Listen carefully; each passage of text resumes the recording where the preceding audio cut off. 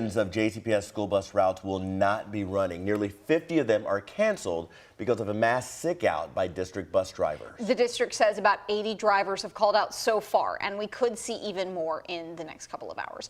Jim Stratman joins us live now from the J-Town bus compound. And Jim, we do know that class is going to be happening today.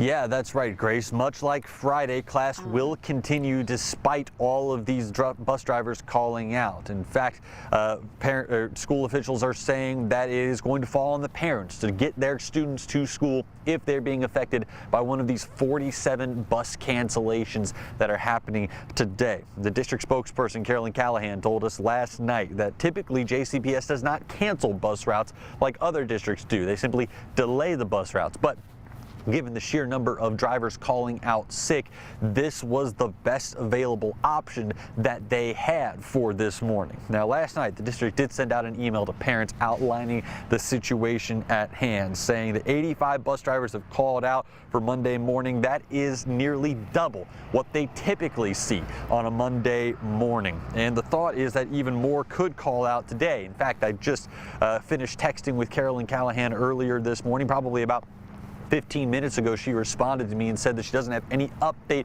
on other drivers calling out at this point. So what we do know, the situation stands like this. Here at the J-Town bus compound, we know that at least 10 bus routes are going to be canceled coming out of this compound specifically. 4 are going to be canceled coming out of Blankenbaker and Blue Lick respectively. 2 are going to be canceled coming out of Wilhoit, 1 from Jacob, and 1 from Dietrich as well. Now, the district says that absences will be excused for students who end up having to miss school today because of the driver shortages and these cancellations of routes. Now, the big question around this is, why are these drivers making this move at this point? And I'll dig more into that coming up here in the next half hour. Eric, Grace?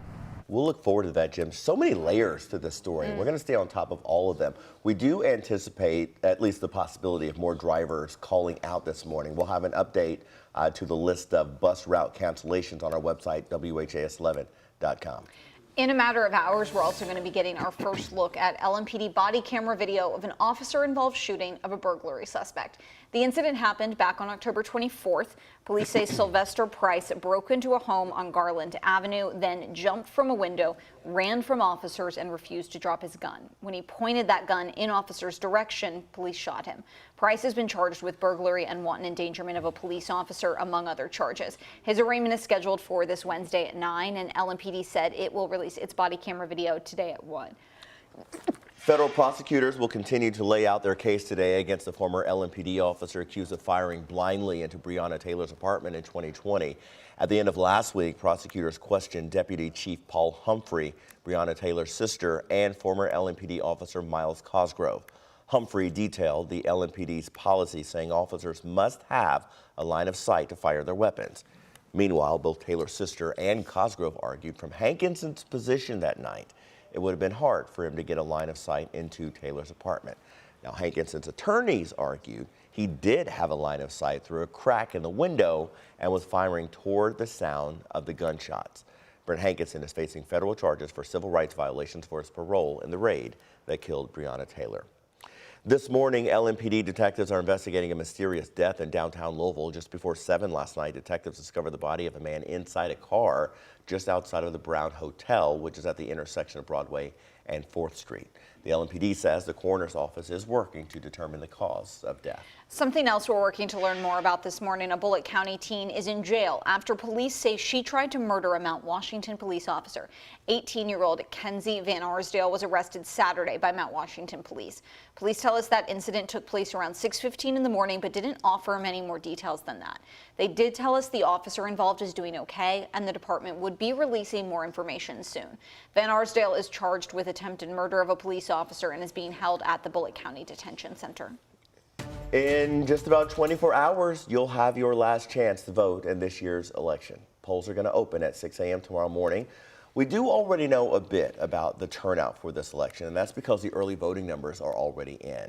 Over the course of the 3-day early voting period, 260,000 Kentuckians voted. On Saturday alone, more than 82,000 people across the state cast their votes, and that includes nearly 16,000 people in Jefferson County.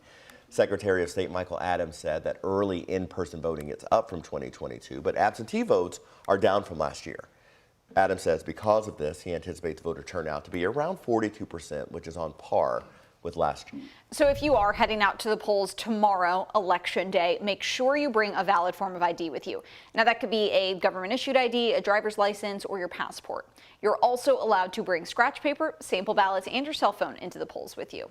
Before you do go out to vote, check out our full guide on the candidates in both Indiana and Kentucky, including, of course, the candidates for Kentucky governor, the race we are watching extremely carefully.